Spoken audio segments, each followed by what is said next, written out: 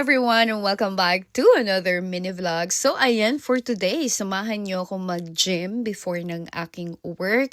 So medyo late ako nagising dyan actually, pero buti na lang malapit lang yung gym sa bahay. So carry na din, and syempre since winter, kailangan muna nating magpalit ng sapatos before tayo mag-start.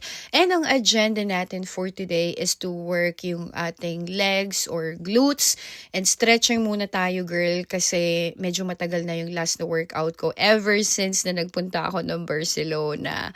So, ang ating first na workout is glute bridge. Yan muna. Pero yun nga, easy-easy lang muna tayo kasi ayoko masyadong biglain yung katawan ko since medyo matagal yung last na workout natin. So, for today, maikli lang yung session ko and konti lang yung workouts na gagawin natin kasi mahirap na, and nahirapan ako talaga for today actually, so good luck na lang talaga. And second workout natin is yung RDL. Hindi ko alam kung tama ba yung form ko.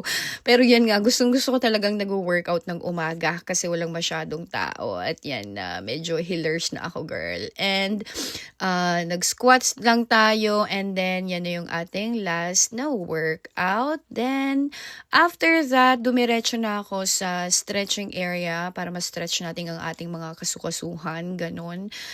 So yeah, after that, umuwi na rin ako kasi meron pa akong work ng 9:00, kailangan ko pang mag-ready, ganon. So ayan na nga, ang first na ginawa ko is nag-protein shake. Yan lang yung ating pinaka-breakfast. Then after, nag-shower na ako and nag-ready for work kasi kahit na work from home tayo, kailangan presentable pa rin ang ating mga itsura, ganon, para professional, ganon. At yan na nga ang ating planned na OOTD, kaso parang mali. Hindi ko siya nagustuhan. So ending, nagpalit ako.